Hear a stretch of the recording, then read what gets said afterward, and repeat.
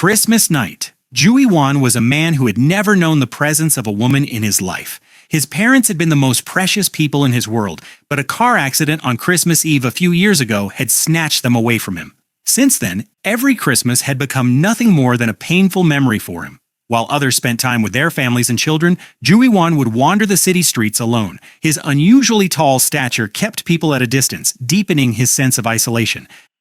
That night, too, he was walking aimlessly when he suddenly spotted an old man sitting by the roadside. The man was begging, dressed in an old Santa Claus costume. Juhiwan felt a pang of pity. He took out some money and dropped it into the old man's bowl. The old man looked up and smiled. "Thank you, young man." Then a strange glint appeared in his eyes. "Tell me, do you have a wish?"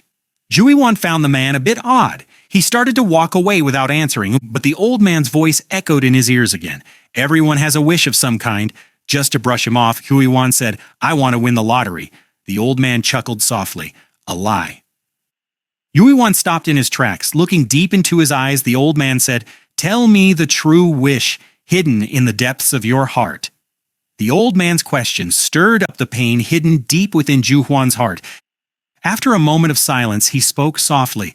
"I just want a happy family, a beautiful wife, and a lovely daughter."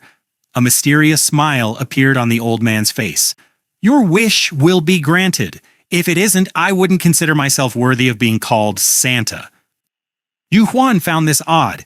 He thought the old man must be a huge fan of Santa. He laughed, walked away, and headed back toward his old apartment. Even on the late-night train, his fate refused to leave him alone. The people around him were smiling with their companions. Juhiwan took a deep breath and closed his eyes. Before long, he drifted off to sleep. But who knew that it would be his final sleep on Earth? When he opened his eyes again, he was faced with iron bars.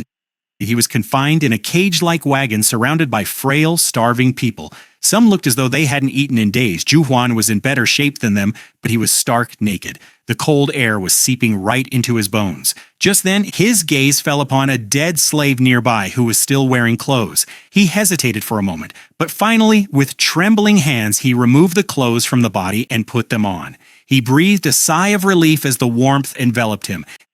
Then he looked at the soldiers driving the wagon. They were speaking a strange language that he couldn't understand at all. Moreover, everyone in the cage was shackled in heavy chains. Seeing this, only one thought crossed his mind: a caravan of slaves. And at that very moment, the mysterious Santa's smile flashed in his mind. A bitter expression settled on Juhiwan's face. "That crazy Santa actually sent me to another world." The cold wind started blowing again. Juhiwan kept wondering whether his dream of finding a happy family as a slave would come true, or if that mysterious Santa had played a cruel joke on him. Days passed. Hunger and cold took a toll on his body. His cheeks had sunken and his face looked more frail than ever.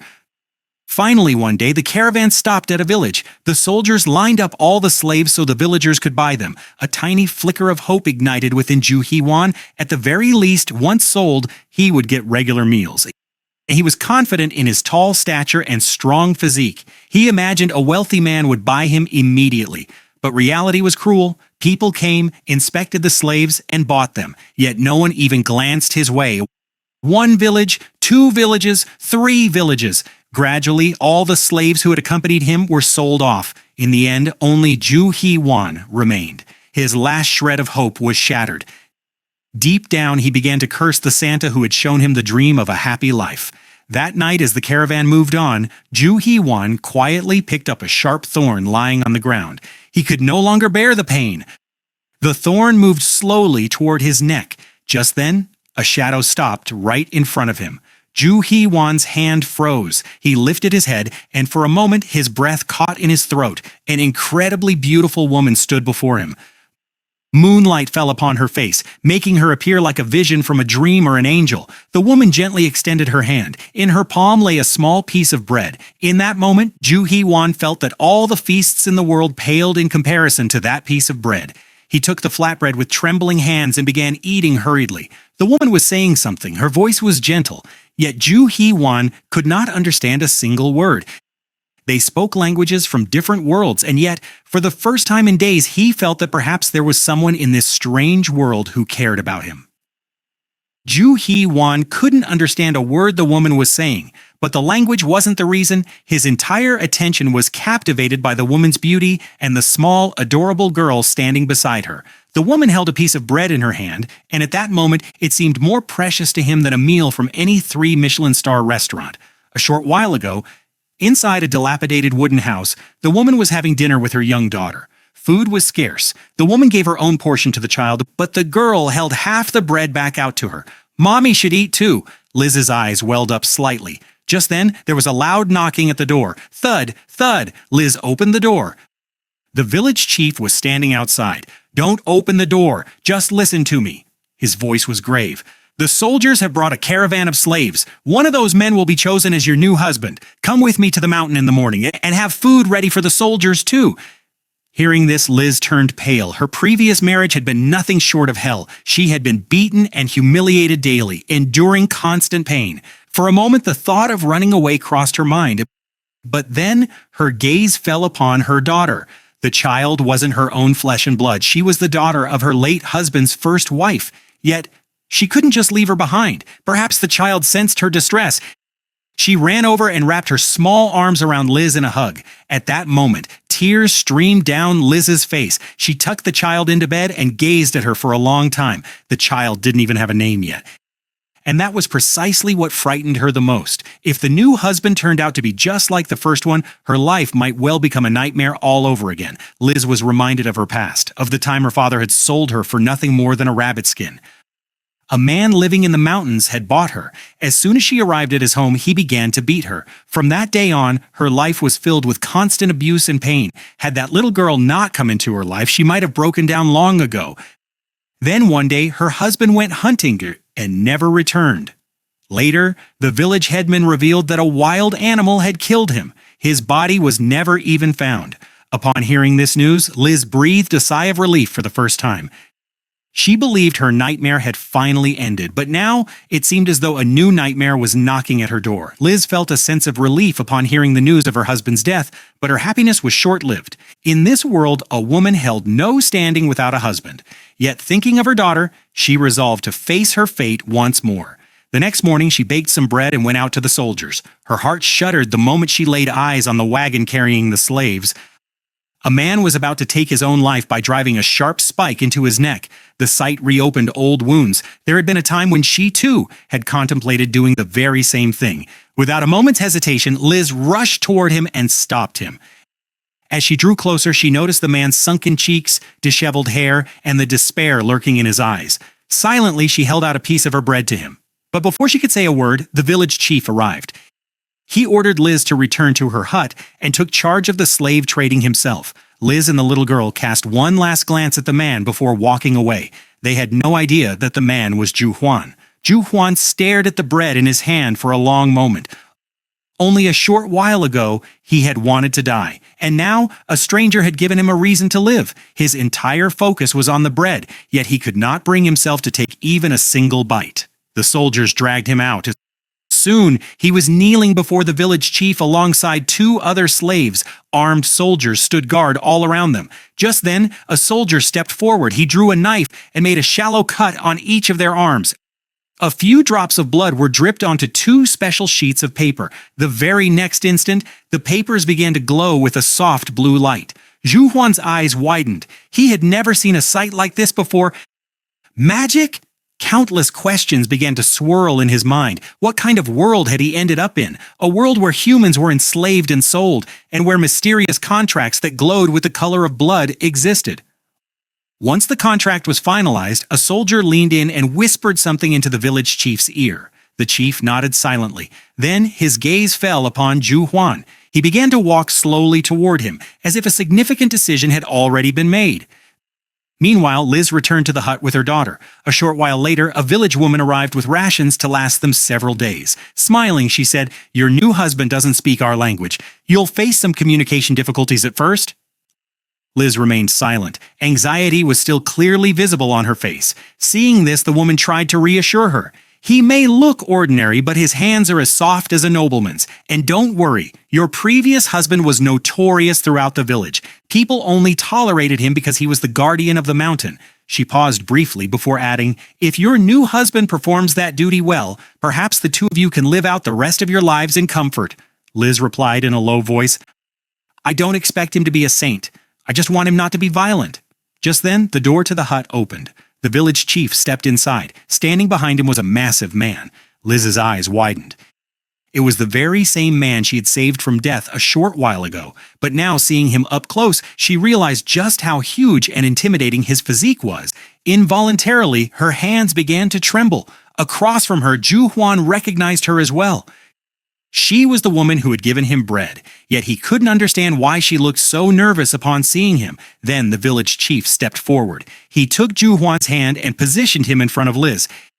He then lifted Liz's hand and clasped their palms together. The little girl stood between them. In that moment, they truly looked like an unusual family. Juhiwan didn't understand a single word of their language, but seeing the smiles of the people around him, the chief's look of satisfaction, and Liz's bashful expression, he understood one thing. Someone had got him married. Juhiwan finally remembered what that mysterious Santa had said. He had promised to give him a wife as lovely as a rabbit and a daughter as cute as a weasel. At the time, Juhiwan had thought it was a joke, but seeing Liz and his little daughter standing before him now, he realized the old man hadn't been lying. He was happy to see his dream come true, but at the same time, anger was boiling within him. If that Santa intended to give him all this anyway, why had he been forced to endure a hell of hunger, cold, and slavery? Juhiwan silently vowed that if he ever met that old Santa again, he would make him taste the same kind of hardship. Liz and the little girl shrank back, startled by the anger surfacing on his face. Both were already terrified by memories of their past lives. Meanwhile, the village chief looked satisfied. Guarding the mountain was no easy task. The man who lived there had to be strong and courageous. So he decided to put Juhiwan to the test. He signaled a villager to step forward. The villager extended his hand with a smile. Juhiwan didn't understand their language, but he grasped the nature of the challenge. As their hands met, he instinctively exerted force. The very next moment, the villager's face twisted in pain. It felt as though his hand had been caught in iron pincers. Juhiwan immediately let go, but the result of the test was clear. The chief nodded in satisfaction, then he was handed a bow. After a few gestures, Juhiwan understood that he was supposed to hunt a fleeing rabbit. He had never fired a bow in his life. Mimicking the stance he had seen at the Olympics, he released the arrow. Shh! The arrow whizzed right past the rabbit. The rabbit escaped, yet the village chief seemed impressed. At the very least, Juhiwan possessed courage. Just then, Liz and her daughter approached him, carrying a basket. Seeing them, Juhiwan was momentarily captivated. He still couldn't quite believe that such a beautiful woman had become his wife. Noticing his hesitation, the chief smiled. He realized that this young man had likely never been close to a woman before. So he led everyone away, leaving the couple alone. The sudden silence made Liz feel even more nervous. Nevertheless, she resolved to fulfill her duties as a wife. She spread a cloth on the ground, laid out the food, and fed her daughter first. Then the three of them sat down to eat together. The atmosphere was awkward. Juhiwan wanted to introduce himself, but the language barrier stood between them. Once again, he felt a surge of anger toward the Santa who had cast him into this unfamiliar world. But when he looked at Liz and her daughter, a faint smile touched his lips. Perhaps it wasn't all that bad. After the meal, the village chief walked them to their home atop the mountain. The path was long and steep. Before long, Liz and the little girl were struggling for breath. Seeing their condition, Juhiwan stepped forward. Liz immediately grew anxious, but Juhiwan said nothing. He simply lifted both mother and daughter gently into his arms. Liz's eyes widened in surprise. Meanwhile, the little girl giggled with delight. Juhiwan began to ascend the mountain. As they walk along, Juhiwan realizes just how frail their bodies are. He understands that they haven't had a proper, nutritious meal in a long time. This realization motivates him even more to learn their language quickly, so he can communicate openly with them and provide the good food needed to make them healthy and strong. Liz doesn't know exactly what is going through Juhiwan's mind, but she clearly senses the determination on his face. Her wariness begins to fade, and she gently wipes the sweat from his brow. After a while, they reach the mountaintop. Juhiwan thanks the village chief for showing them the way. Once the chief leaves, he heads toward the small mountain cabin that is to be his new home, but the moment his eyes fall upon the cabin, his heart sinks. The dilapidated structure is in such a wretched state that he fears he might have to spend yet another night in the freezing cold.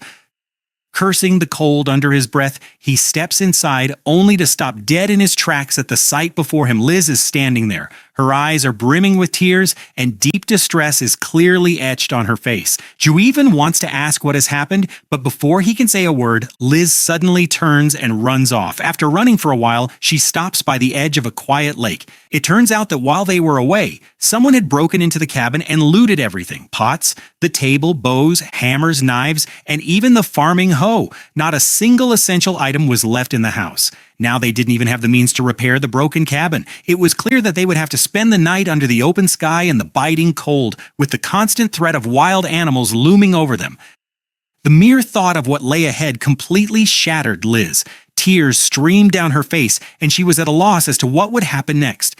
Just then, Juhiwan approached her. A look of relief washed over his face upon seeing her safe and sound. He quietly sat beside her and placed his hand gently on her head. Liz did not understand his language, but the warmth of his touch and the concern in his eyes spoke volumes. She could sense that Juhiwan was trying to give her strength. Surviving in this desolate and harsh place was by no means easy.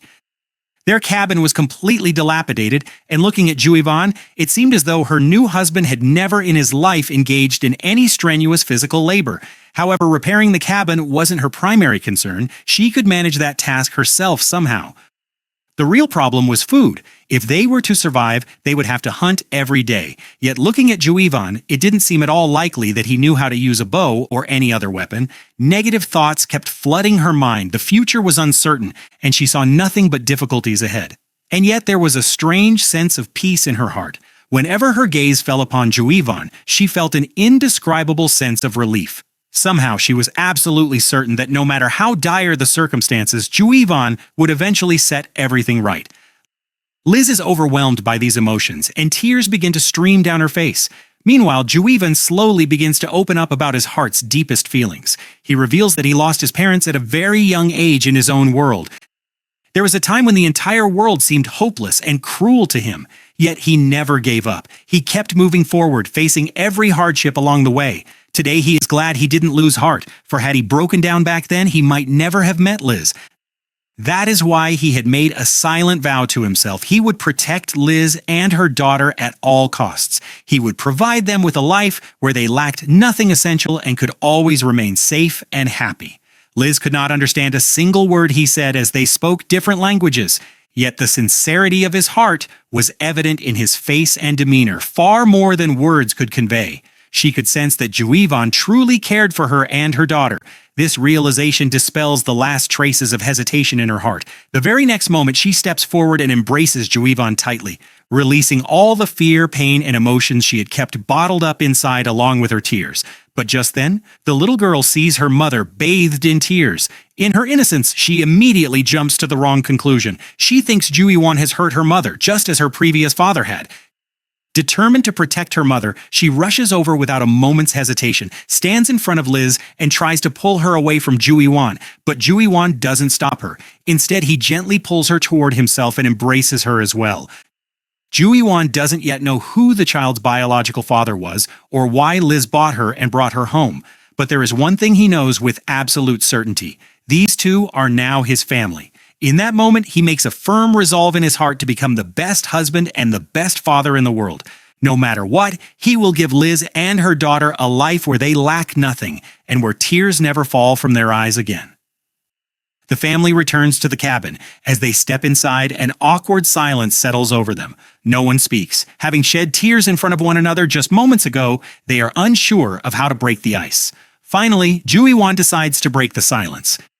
He introduces himself by slowly stating his name. Knowing they do not understand Korean, he enunciates each word clearly and deliberately so they can grasp it. Fortunately, both Liz and the little girl are quick to understand. They immediately catch his name correctly. Juhiwan then smiles, gestures toward them, and invites them to introduce themselves as well. Liz goes first, stating her name and teaching him the correct pronunciation. Juhiwan compliments her name, then smiles at the little girl and asks her to share her name too. However, the little girl simply stands there in silence, her head bowed. With a look of sadness, Liz explains that her late husband never gave their daughter a name, and after his death, their lives became so fraught with hardship that she too never found the opportunity to name her child. Juhiwan is astonished to hear this. He finds it hard to believe that a child could live without a name. Right then, he decides to name her himself. He considers several options, but ultimately chooses the name Dorothy. It was the name of the protagonist from The Wizard of Oz, one of his favorite stories from childhood. The little girl loves her new name. For the first time, genuine happiness shines in her eyes. Smiling, she thanks Juhiwan for giving her such a lovely name. Juhiwan smiles back, happy to see her joy. Silently, he vows that her life, too, will be filled with happiness and hope, just like Dorothy's in the books. As evening falls, Juhiwan is outside chopping thick logs for the fireplace. Standing a short distance away, Liz watches him quietly. Her mind keeps replaying the events of the day. She softly murmurs Juhiwan's name. It isn't a name from her own language, yet it sounds incredibly pleasant to her ears. This thought sparks a new question in her mind. Who exactly is Juhiwan? And where has he come from? Ever since she could remember, every man who had entered her life had brought her nothing but pain. First her father, and then her husband. That is why she cannot fathom why Juhiwan is treating her and her daughter with such kindness. Meanwhile, while chopping wood, Juhiwan spots her standing in the distance. He smiles, waves at her, and calls out her name affectionately. Liz snaps out of her reverie and for the first time looks at him closely. She notices that Juhiwan has black hair and black eyes, just like the hero in a story she had heard a while back. According to that story, a fierce war was raging in a kingdom far away. To save their world, the people there had summoned a great hero from another realm, and that hero, too, had black hair and black eyes. For a fleeting moment, a strange hope stirs within Liz. Could Juhiwan be that very hero? But the very next instant, she smiles at the thought, dismissing it. If he were truly a great hero, how could he be living as a slave in this dilapidated village? Just then, Juhiwan approaches her. Now seeing him up close, she realizes that his eyes and hair are not black, but dark brown. Liz breathes a sigh of relief. So he is just an ordinary person. Yes, he was certainly a bit taller and different from the others, but ultimately he was just an ordinary man. With this thought, the illusion in her mind shatters, but at the same time, her cheeks flush a soft pink. She herself cannot fathom how she came to imagine so much about a stranger. Juhiwan finds the mix of emotions playing across Liz's face utterly endearing. Smiling, he gently strokes her head. Liz freezes for a moment as she feels his touch. For the first time in her life, a man's touch holds no fear, only a sense of belonging and warmth. The innocent serenity and faint smile on her face make Juhiwan's heart race. He cannot hold himself back. Just as a bee is drawn instinctively to a flower, he slowly moves closer to Liz and plants a soft kiss on her lips. Liz's eyes widen in surprise. She had never expected Juhiwan to do such a thing. Juhiwan, too, realizes what he has done the very next moment. What have I done? His face flushes red with embarrassment. Unable to muster the courage to handle the situation, he runs away. As he runs, he keeps berating himself. We only met a day ago. How could I do something so foolish? Lost in his thoughts, he doesn't even realize when he wanders deep into the forest. When he finally snaps back to reality, he starts looking for a way back to the cabin. Just then, he senses a terrifying presence behind him. A shiver runs through his entire body. He slowly turns around and his breath catches in his throat at the sight before him. A massive wolf stood right in front of him. It was nearly as large as Juhiwan, and its glowing eyes revealed only one thing: prey. Juhiwan's throat goes dry. He is torn. Should he run or stand his ground and risk his life? Finally, he picks up a thick piece of wood lying on the ground and readies himself for the fight. Meanwhile, the wolf is also crouched, poised to attack. The very next moment, it lunges at Juhiwan with lightning speed. Juhiwan holds the wood up in front of him like a shield. The wolf's sharp teeth sink into the wood. Seizing the opportunity, Juhiwan delivers a powerful punch to its face.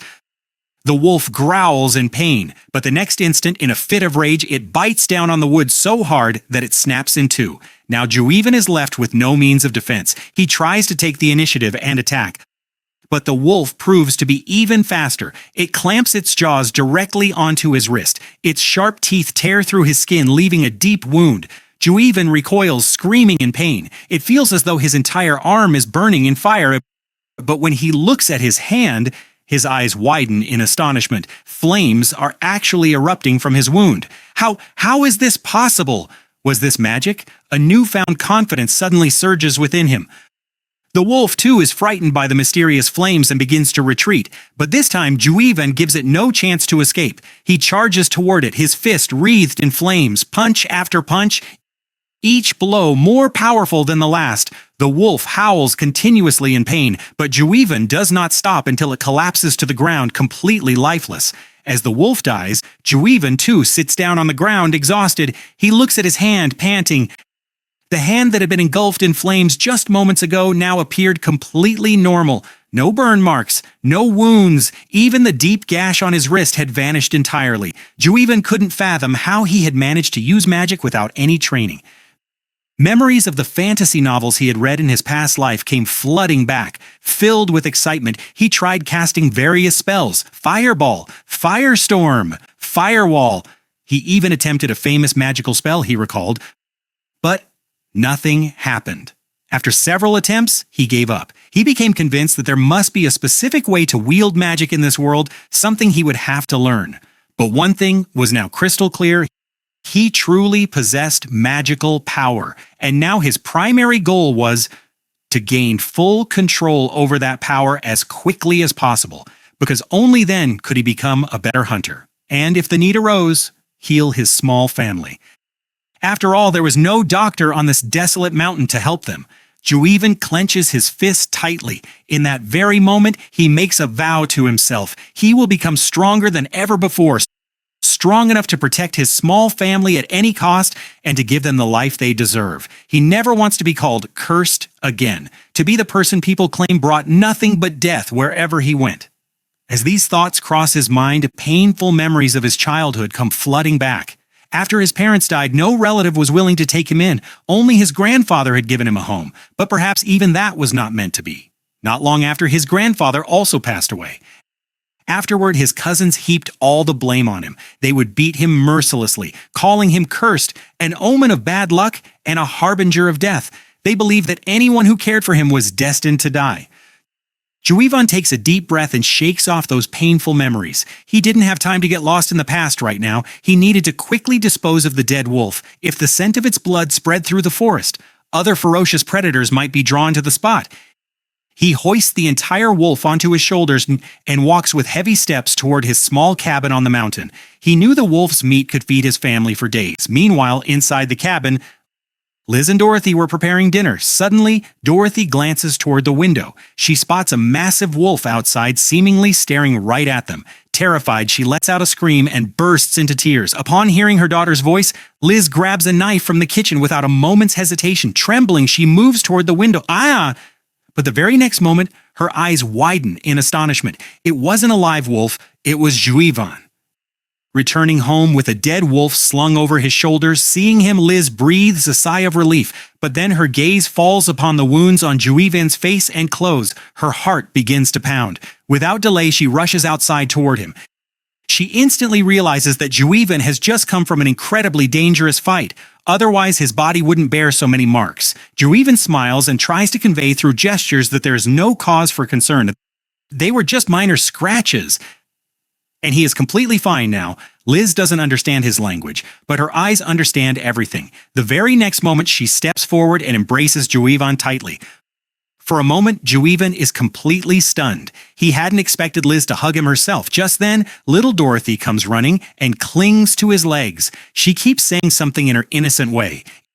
Even though Juhiwan doesn't understand the words, the worry hidden in her eyes is clearly visible. Juhiwan smiles. He realizes that both of them were truly worried about him. This realization touches his heart. But at the same time, he feels a twinge of sadness because he had promised himself that he would never let tears fill their eyes again. That promise didn't even last a single day. The next morning, once things had quieted down, Juhiwan set about preparing the wolf. He first skinned it and then began carefully separating the meat from the bones. He had watched his grandfather perform this task many times during his childhood. His grandfather loved raising animals and would often butcher and prepare them himself for special occasions. Because of this, Juhiwan knew the basic technique, but once he started doing it himself, he realized it wasn't nearly as easy as it looked. Still, no matter the difficulty, he had to do this to feed his family. He was just about to resume his work when Liz walked into the barn carrying a basket. Smiling, she held the basket out to him so the prepared meat could be placed inside. Juhiwan was pleased by her offer to help. He wanted to thank her, but his pronunciation was so awkward that the words wouldn't come out right. Seeing this, Liz smiled gently and patiently began teaching him the correct pronunciation. When Juhiwan finally managed to say thank you correctly, a smile blossomed on Liz's face, unconsciously. For perhaps the first time in her life, someone had thanked her from the bottom of their heart. In that moment, she realized she had shared so many firsts in her life with Juhiwan. The first time someone respected her, the first time someone thanked her, and the first time someone kissed her with love. This thought sparked a new question in her mind. Was this Juhiwan's first kiss too? Or had there been someone else in his life before? As soon as this thought crosses her mind, she feels a slight pang of jealousy. She herself doesn't understand why she is feeling this way. For a moment, her thoughts begin to wander, but she takes a deep breath and composes herself. This was not the time to get lost in daydreams. She still had to help Juhiwan and put all the meat into the basket. Unable to hide her embarrassment any longer, Liz's face turns beet red. Liz takes a deep breath to steady her wandering thoughts. She reminds herself that now is not the time to get lost in daydreams. She still had to help Juhiwan prepare the bucket full of meat, but just as she moves to do some messy or heavy work, Juhiwan smiles and stops her. He starts doing all the difficult work himself. Seeing this, Liz becomes even more confused. In her world, such tasks always fell to women, but Juhiwan was doing it all without hesitation, as if it were the most natural thing in the world for him. She couldn't understand why this man was so different. Meanwhile, Juhiwan slowly moves closer to her. His face comes right up to hers. Liz's heart begins to race. Only one thought crosses her mind. Is he going to kiss me again? At that thought, her eyes close instinctively. But the very next moment, instead of her lips, Juhiwan plants a gentle kiss on her forehead. Liz immediately opens her eyes. She feels a tinge of embarrassment at her own expectation. She had been thinking that perhaps this time he would kiss her on the lips. Juhiwan instantly notices the bashfulness on her face. He smiles faintly and leans towards her once more. This time, Liz stubbornly keeps her eyes open. She thinks Juhiwan might be about to tease her again, but that doesn't happen. He gently places a small, tender kiss on her lips. For a moment, Liz is completely taken aback. She hadn't expected Juhiwan to actually do it. Her face turns red with embarrassment. Just then, she catches sight of Dorothy. A wave of nervousness washes over her. What if she saw us? The mere thought makes her feel even more embarrassed, and the very next moment, she rushes out of the barn in a panic, looking just like a cartoon character. As soon as Liz leaves, Dorothy feels it is now her responsibility to help Juhiwan. She begins to help in whatever way she can with her tiny hands. Although she isn't able to do much, Juhiwan still smiles and thanks her sincerely. Hearing that was enough to bring a lovely smile to the little girl's face. Juhiwan picks up the bucket filled with meat and enters the main cabin. His expression changes the moment he steps inside. A pungent stench of rotting hides permeates the entire room. At first, he doesn't understand why Liz is drying animal hides right inside her living quarters. But when he watches her carefully cleaning them, he realizes just how valuable these hides are to her. In that moment, he also becomes aware of his own naivety. There were still so many things about this world that he knew absolutely nothing about. Things that were considered common and cheap in his previous world were proving to be incredibly valuable here. Juhiwan realizes that if he truly wants to live in this world, simply being strong won't be enough. He also needs to learn about local trade, the value of goods and financial transactions. Otherwise, a cunning merchant could easily take advantage of him someday. Meanwhile, Liz sets about salting the meat to preserve it for the long term. Seeing this, Juhiwan thinks it would be better to head into the forest and get some more work done rather than sitting idle. But just as he starts to leave, Liz stops him. Concern is clearly visible on her face. She is afraid that Juhiwan might get injured again. Juhiwan smiles and reassures her with gestures that this time he is only going to chop wood. There won't be any danger. Finally, Liz reluctantly lets him go. Upon reaching the forest, Juhiwan spots a small tree. He thinks it would be perfect for practice. In reality, he had been hoping to find an oak tree, as he had heard its wood was considered the best for a fireplace. However, he could not distinguish between the different species of trees, so he decided to practice on whatever tree was right in front of him. He takes aim at the tree, tightens his grip on the axe, and strikes with all his might, but his grip still wasn't firm enough. As the blow lands, the axe slips from his hand, flies off, and falls to the ground. Juhiwan feels embarrassed for a moment. He quickly glances around to see if anyone witnessed the incident. After hours of hard work, he finally returns to the cabin carrying a large sack filled with wood. Although he had promised Liz he wouldn't hurt himself this time, practicing with the axe was no easy task. His hands kept slipping, leaving his body covered in minor scratches and wounds. Seeing him in that state, Liz becomes worried and immediately sets about cleaning his wounds and applying ointment. Dorothy wants to help too. She takes some water from a jar and innocently sprinkles it on Juhiwan, hoping to make him feel a bit better. Even though half the water spills onto the ground during her attempt, Juhiwan understands her sweet gesture. He smiles and gently strokes her head, and Dorothy beams with happiness. Once the wounds are tended to, the three of them sit down at the dining table. Today Liz serves meat from the very wolf Juhiwan had hunted the previous evening. After many days, the family finally had the chance to eat their fill of meat. Dorothy was the happiest of them all. She eats so much that shortly after her eyelids begin to droop, and she drifts into a deep sleep. Juhiwan smiles as he lifts her into his arms and gently lays her down on the bed, ensuring she can sleep comfortably without getting cold. Meanwhile, Liz prepares some warm water for Juhiwan so he can wash away the dust, dirt, and fatigue of the day. In keeping with the traditions of this medieval world, it was the wife's role to care for her husband and, when necessary, bathe him. With a damp cloth and gentle hands, Liz begins to wipe the dust from Juhiwan's body. Juhiwan finds comfort in the realization that for the first time, someone is caring for him with such genuine concern. At the same time, Liz feels a sense of shyness with every passing moment. Whenever her gaze falls upon Juhiwan's strong physique, she immediately looks away. Her face repeatedly flushes with embarrassment. Juhiwan senses her nervousness. Smiling, he gently takes her hand and plants an affectionate kiss on her forehead. For a few moments, they remain lost in each other's eyes. This quiet, tender moment deepens the bond between them more than ever before. That night, the trust and sense of belonging between them grow even stronger. That night, perhaps for the first time, Liz sleeps in complete peace and tranquility. Since childhood, she had spent almost every night in fear and pain. Her family was extremely poor, so they all lived in a single room. In such an environment, her parents often quarreled. Her father would vent his anger on her mother, while Liz and her siblings watched helplessly. Every morning, her mother's body would bear the marks of abuse, and she would silently shed tears. Because of this, Liz always feared that her own future might mirror her mother's. But fate had chosen a different path for her. She met Juhiwan, a man who always treated her with respect, cared for her, and embraced Dorothy as his own daughter. To him, Liz was nothing less than a queen, and Dorothy was his little princess. Now, every morning, Liz would wake up to the sound of crackling wood in the fireplace, logs that had kept them safe from the cold all night long, and every morning, her greatest joy was waking up beside the very person who had first made her feel safe, respected, and truly cherished.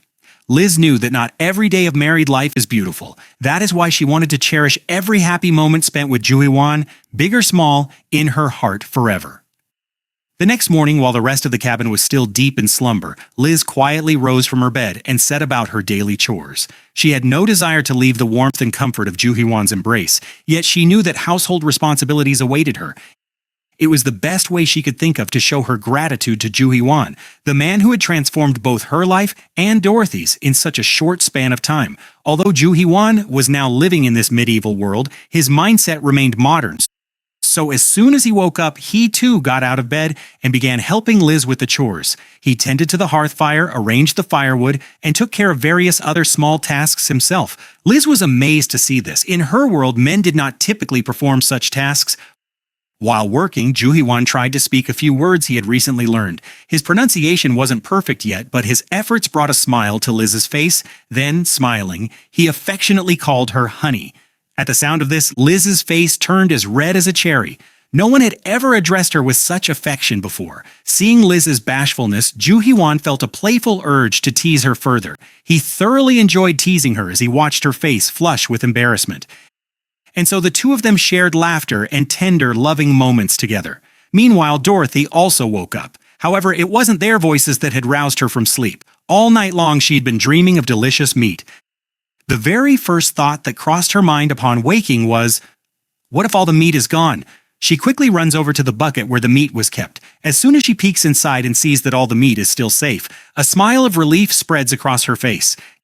Now she eagerly begins to wait for breakfast. Seeing that look of innocent joy on Dorothy's face, Juhiwan also smiles.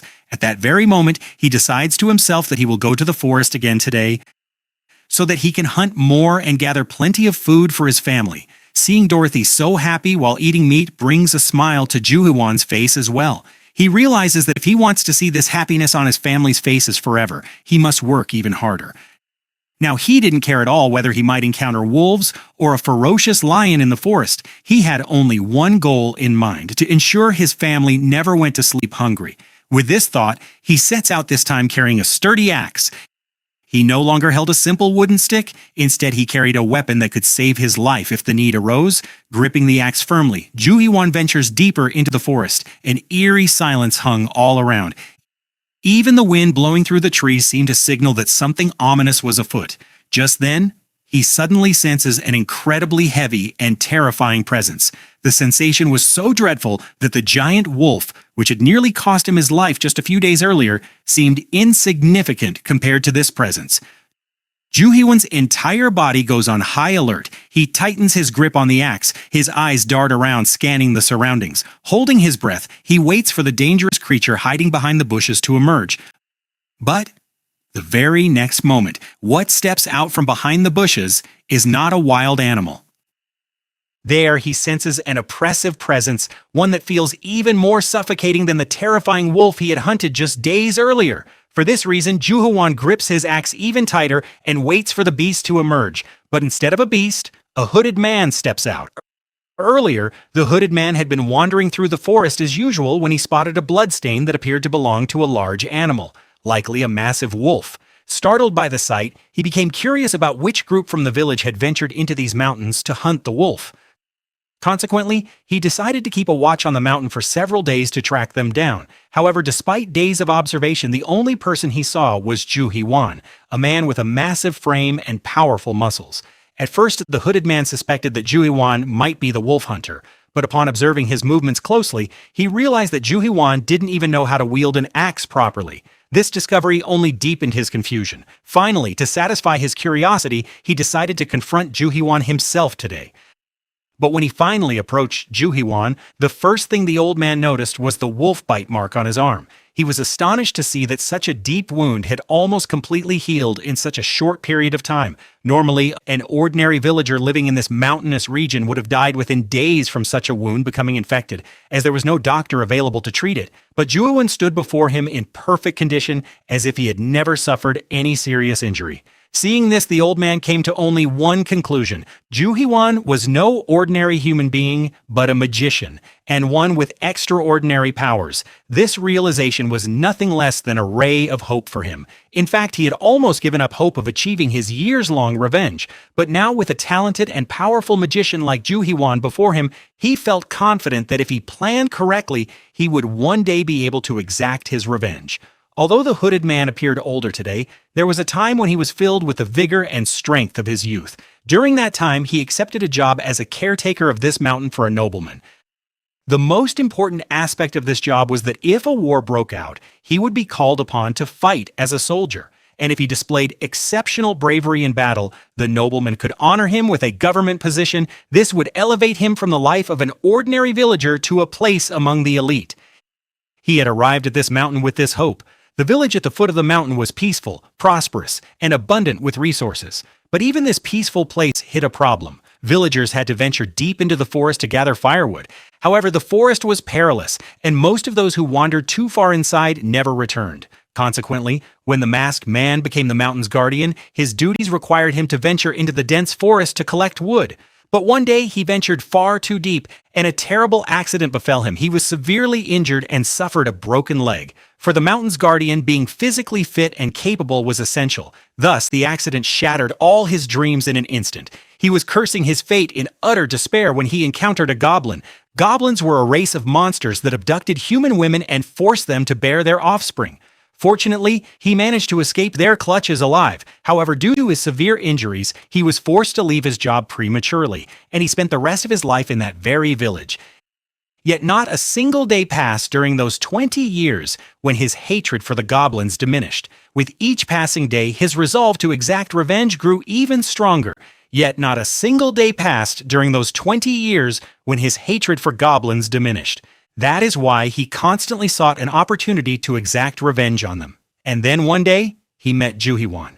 Juhiwan appeared as a new ray of hope for him. He possessed an incredibly robust physique, his wounds healed at an extraordinary rate, and above all, the hooded man was convinced that Juhiwan was no ordinary human but a powerful sorcerer. With this conviction, he decided to dedicate the rest of his life to training Juhiwan to become the world's most powerful hunter.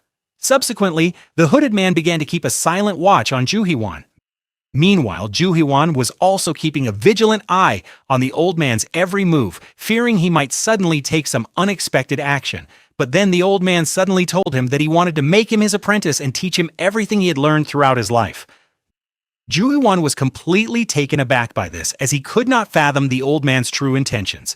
Juhiwan was completely taken aback by the offer to become the old man's disciple and learn all his skills. He couldn't quite fathom what the man's true intentions were. The next morning, Juhiwan had breakfast and prepared himself for training. But this time he wasn't alone. Accompanying him was the mysterious hooded man who was set to teach him the essential skills needed to become a professional hunter. Although Juhiwan had accepted his help, he still didn't trust the man one bit. After all, the man seemed just as suspicious to him as the greedy manager from his old world. That was why he decided to keep the man away from his family, making him wait outside the house. As Juhiwan got ready to leave, Liz lovingly packed him a lunch, knowing he wouldn't be back home for quite some time. After packing his bag, Juhiwan said goodbye to Liz and Dorothy, and both of them smiled as they saw him off. To others, this might have been an ordinary, everyday occurrence, but for Juhiwan, the moment was incredibly special. He still found it hard to believe that he had found such a beautiful, affectionate family. He considered himself truly fortunate. That was precisely why he was stepping out, to train and become even stronger for the sake of his family. The hooded man was unaware of the true motivation behind Juhiwan's drive, but seeing such a strong determination to learn within him, he felt deeply satisfied. For the time being, the old man did not want to tell Juhiwan anything about the goblins. He intended to keep this secret until the contract between them was fulfilled. Once the agreement was sealed, Juhiwan would not be able to back out of accompanying him, even if the mere mention of goblins terrified him. Afterward, the old man led Juhiwan deeper into the forest and instructed him to mimic his movements exactly. Juhiwan noticed that the old man walked in a highly unusual manner. His steps followed no set sequence, making it impossible for anyone following him to discern a clear pattern. Juhiwan began to imitate his gait. As he did so, he wondered if this was the very same special footwork he had read about in the martial arts comics from his old world. Meanwhile, the old man watched with a smile as Juhiwan diligently tried to replicate every move and master that unique footwork. Once he had taught Juhiwan how to create a path that would confuse enemies, he moved on to teaching him various other vital survival techniques for the forest. He showed Juhiwan how to identify different types of trees simply by touching them and observing their texture and shape. Furthermore, he taught him how to map the forest so that he could easily find his way out if he ever got lost. He also explained how to use his eyes and ears effectively to determine the right direction and how to avoid detection by wild animals or other predators. The two continued their training without pause. Eventually, they reached a large rock where the old man signaled for a brief rest, allowing Juhiwan to catch his breath and regain his strength with a bite to eat. Juhiwan was quite pleased with this break as he finally had the chance to eat the lunch Liz had lovingly packed for him that morning. His lunch consisted of a fried egg and a few pieces of steak, perfect for satisfying his hunger and replenishing his energy after such rigorous training. But before Juhiwan could even take a single bite, the old man told him to pack the food away. He explained that the aroma of the food could alert nearby wild animals to their presence. Juhiwan was quite disappointed to hear this. He had been looking forward to eating the lunch his wife had packed for him since morning, but rules are rules. So the old man signaled him to get up, saying they still had a long way to go. A short while later, they reached their destination. Before them stood a small wooden hut perched high on the mountain. That hut was the old man's home. Upon entering, he took out a massive bow and handed it to Juhiwan. Juhiwan had never seen such a heavy and sturdy bow in his life. He could hardly believe that a human being could even pull its string. He wondered how the old man would manage to use it, but the very next moment, the old man proved him wrong. Effortlessly, he drew the bowstring and released an arrow. It flew with such speed that it seemed to pierce right through a tree. Juhiwan was left completely stunned by the sight. He had never imagined that such immense strength lay hidden within the old man at his age. Then, the old man ordered Juhiwan to pick up the same bow and try to shoot an arrow just as he had done.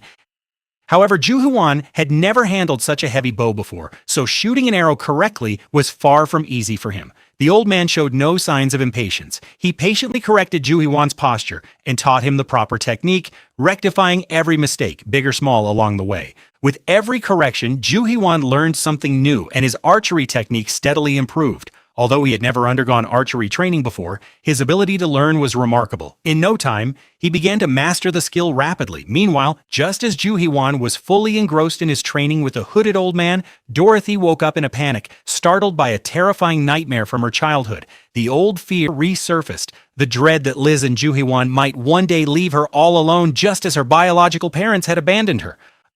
Upon waking, she rushed anxiously to find Liz, but Liz was nowhere to be seen. Seeing this, her fear deepened. She began to wonder if they had truly left her behind. That is when Dorothy's eyes fall upon the meat. She rushes towards it in a panic, only to find, upon reaching it, that the meat is still safely inside the bucket. Seeing this brings her some relief, yet her anxiety about Liz remains. Suddenly, loud voices are heard from outside. Dorothy immediately goes to the window and peers out. She sees 3 village men surrounding Liz, arguing with her and harassing her. At the sight of them, Dorothy's face turns pale with fear. She recognized the 3 of them all too well. They were the very associates of her biological father, who used to vent their rage on both her and Liz.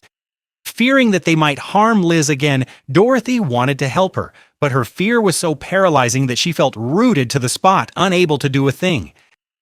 Dorothy instantly recognizes those men. They were the very associates of her real father who used to vent their rage on both her and Liz. Seeing them fills her with the fear that they might start assaulting Liz as well. She wants to step forward to help Liz, but the fear gripping her heart prevents her from moving even a single step. Outside, Liz keeps trying to convince the 3 men that she hasn't stolen anything from anyone. She insists that all the food was obtained by her husband through his own hunting, but the 3 men refuse to believe a word she says. Instead, they begin to humiliate her, calling her an ill-omened witch and holding her responsible for the death of her previous husband. They accuse Liz, now that she is married to someone else, of stealing food and intending to lead her new husband to his death as well.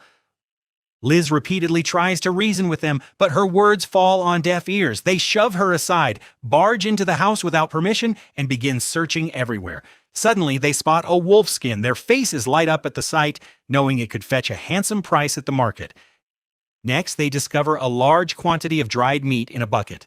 Astonished by the sheer amount, they wonder if the slave had truly hunted the entire wolf all by himself. Just as they are about to gather the valuables and leave, Liz steps in their path. She declares firmly that she will not let anyone take a single item her husband worked so hard to acquire. Her words only inflame their anger.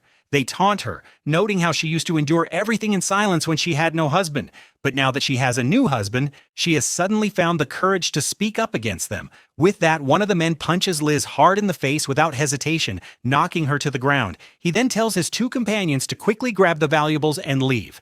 Groaning in pain, Liz tries to get back up. That is when she spots Dorothy hiding under the bed. Liz fully understood that if Dorothy remained in hiding, they would sooner or later spot her too, and then they wouldn't hesitate to harm her as well. She was deep in thought, wondering what to do, when the red-haired man asked the blonde man what would happen if the guardian of the mountain found out about the incident involving his wife.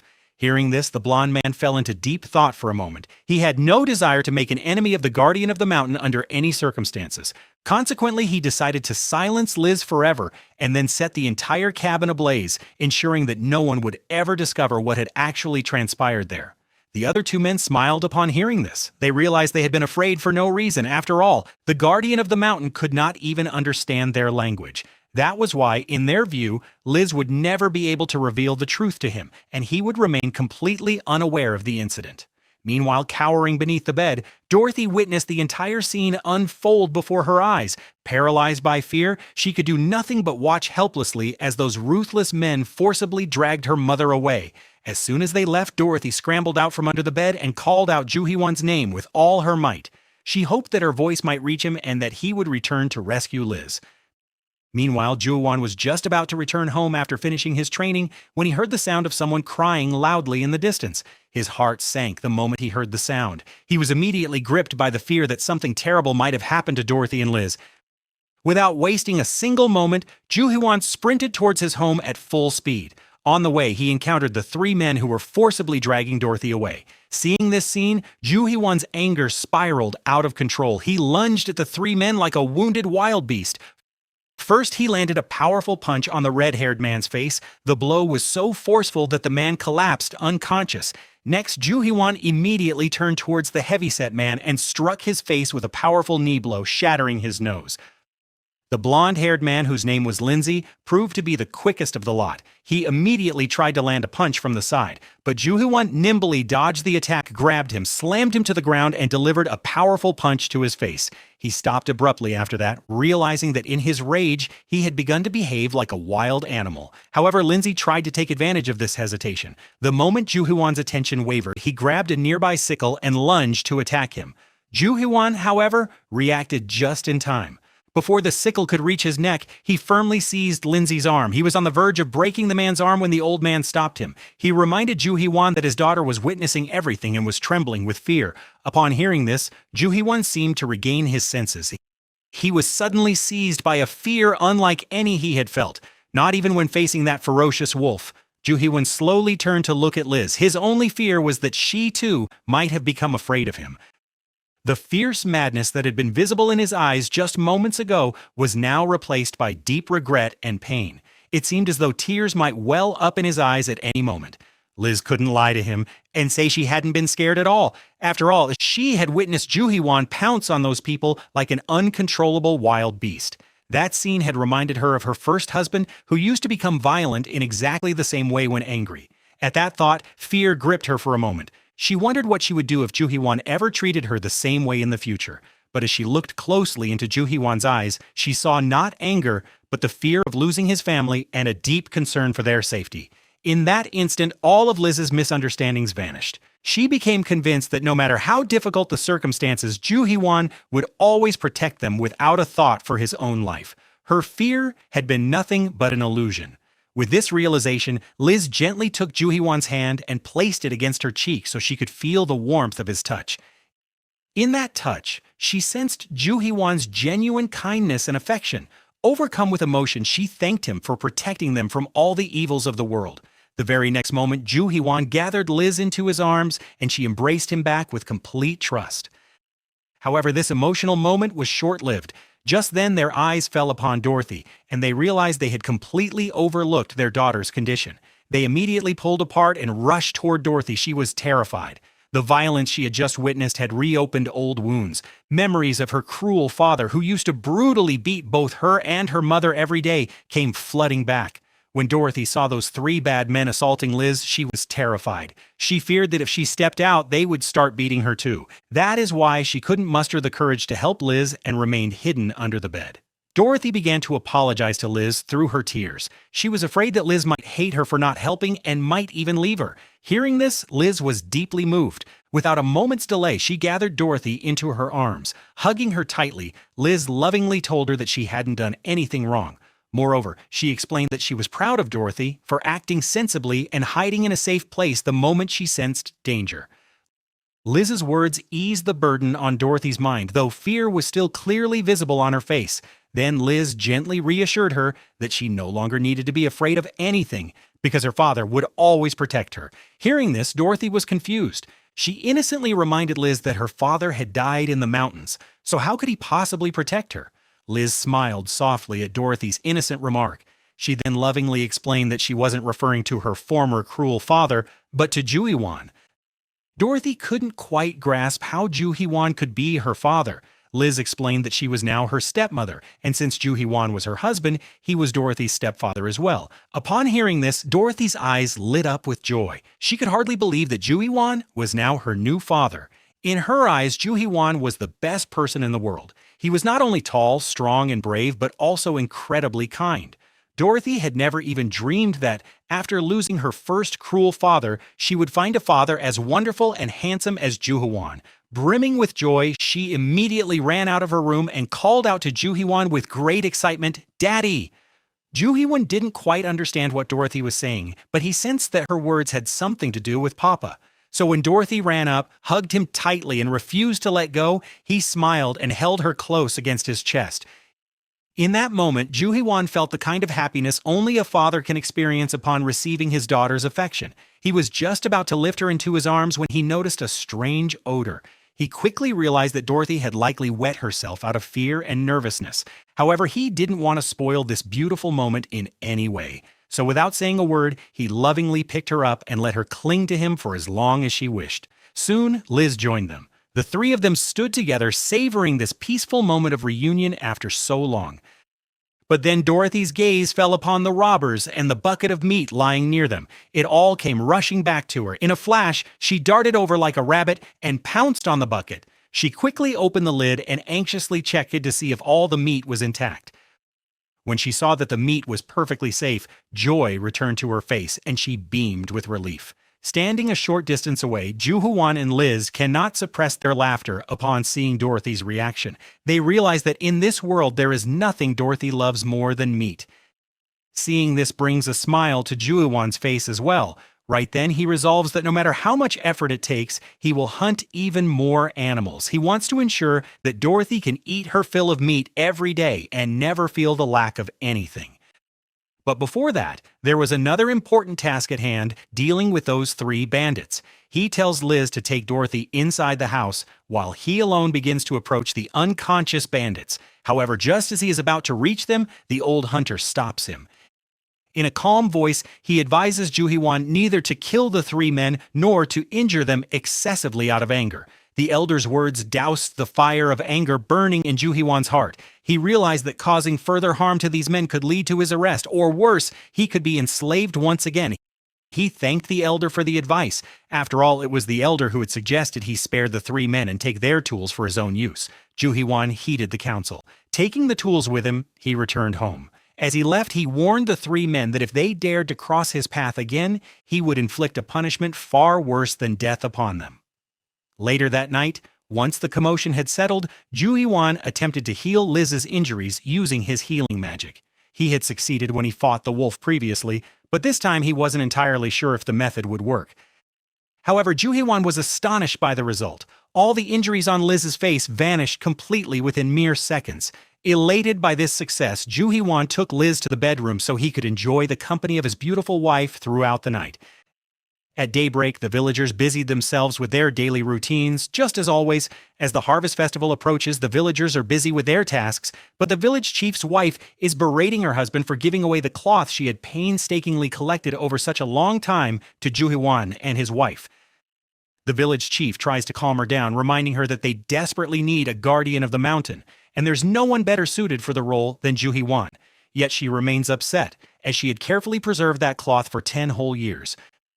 The chief assures her that this is a sound investment, given that Juhiwan is a skilled warrior and hunter. He then urges her to build a good relationship with Liz. After all, if Juhiwan ever hunts a rabbit, Liz might sell them the rabbit fur at a very low price. Hearing this, the chief's wife calms down a bit and decides to trust her husband once more. Once she leaves, a cunning smile spreads across the village chief's face. He had not revealed the true reason why he gave Juhiwan so much cloth for free.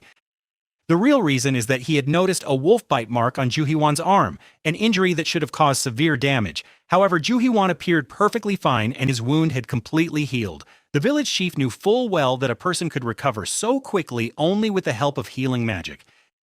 Therefore, Juhiwan had to be a user of healing magic, for no one else in the entire region, and certainly not in this village, could wield such power. This realization stirred greed in the village chief's heart.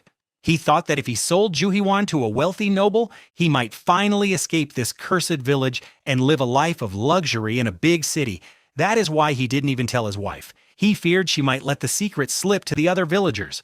For the time being, only he and an old hunter named Gus knew about Juhiwan's healing magic. Let's return to the mountains. Juhiwan remains unaware of the schemes hatched by the village chief and the hunter, Gus, as he is preoccupied with admiring the beauty of his rabbit-like wife. Ever since the village chief brought them clothes, Liz has been overjoyed, much like a rabbit who has stumbled upon an entire field of carrots. Juhiwan cannot fathom what she intends to do with so many clothes. Consequently, he lets her do as she pleases and heads out to train with old Gus. He recalls Gus mentioning yesterday that they would be hunting rabbits today. This thought troubles him slightly. He finds it difficult to hunt such adorable creatures as they remind him of his wife and daughter. Thus, he secretly hopes that the rabbits in this forest are terrifying, so that he might kill them without feeling any pangs of conscience.